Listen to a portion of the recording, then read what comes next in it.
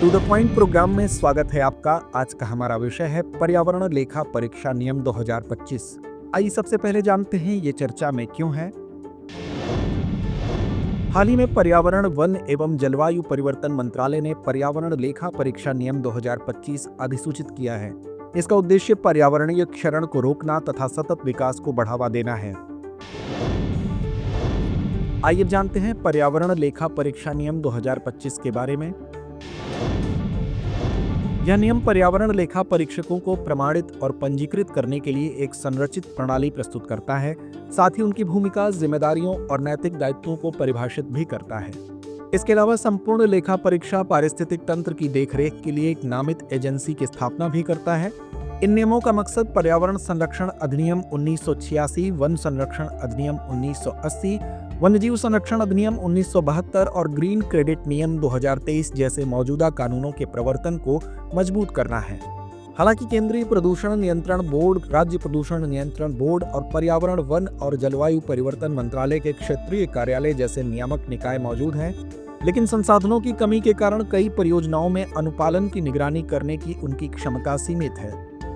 इन चुनौतियों का समाधान करने के लिए पर्यावरण लेखा परीक्षा नियम मानव शक्ति और बुनियादी ढांचे में अंतराल को पाटने के लिए एक मजबूत ढांचा स्थापित करते हैं, जिसका उद्देश्य पर्यावरण निगरानी में पारदर्शिता और जवाबदेही में सुधार करना है।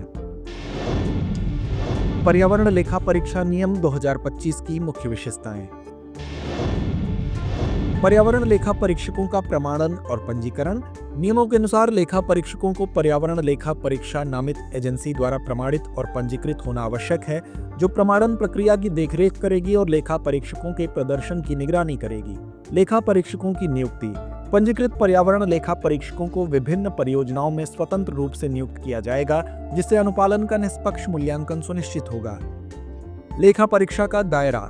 ग्रीन क्रेडिट नियमों और अन्य पर्यावरणीय विनियमों के अनुरूप नमूनाकरण, विश्लेषण, क्षतिपूर्ति गणना और अपशिष्ट प्रबंधन लेखा परीक्षा से संबंधित गतिविधियों सहित अनुपालन का मूल्यांकन करने के लिए जिम्मेदार होंगे।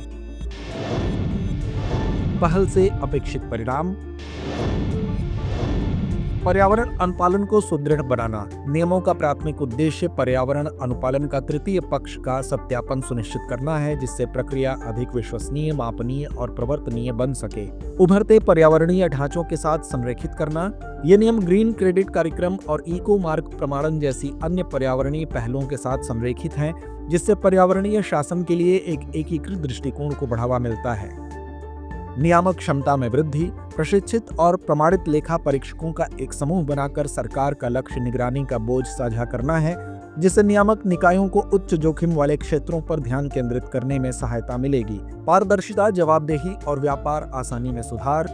स्वतंत्र रूप से नियुक्त लेखा परीक्षकों की नियुक्ति के साथ सरकार का लक्ष्य हितों के टकराव को समाप्त करना तथा अनुपालन प्रक्रिया में विश्वास को बढ़ावा देना है, जिससे व्यवसाय संचालन आसान हो जाएगा। डेटा संचालित पर्यावरण शासन। नियमित ऑडिट द्वारा उपलब्ध कराए गए व्यवस्थित और डिजिटलीकृत डेटा से बेहतर निर्णय लेने में सहायता मिलेगी और गैर अनुपालन की शीघ्र पहचान करके सक्रिय जोखिम प्रबंधन को सक्षम किया जा सकेगा, जिससे समय पर सुधारात्मक कार्रवाई करने में मदद मिलेगी। तो आइए अंत में नोट करते हैं आज का अभ्यास प्रश्न। पर्यावरण लेखा परीक्षा नियम 2025 के बारे में निम्नलिखित कथनों पर विचार कीजिए। पहला, इसका उद्देश्य प्रामाणिक लेखा परीक्षकों के माध्यम से तीसरे पक्ष के सत्यापन की शुरुआत करके पर्यावरण कानूनों के अनुपालन की निगरानी को मजबूत करना है। दूसरा, नियमों में निष्पक्ष मूल्यांकन सुनिश्चित करने के लिए विशिष्ट परियोजनाओं के लिए लेखा परीक्षकों को स्वतंत्र रूप से नियुक्त करने की व्यवस्था शामिल है। उपर्युक्त में से कौन सा या से कथन सही है या है? विकल्प ए केवल 1, विकल्प बी केवल 2, विकल्प सी 1 और 2 दोनों, या विकल्प डी ना तो 1 ना ही 2। तो इस प्रश्न का जवाब कमेंट बॉक्स में देना ना भूलें। धन्यवाद।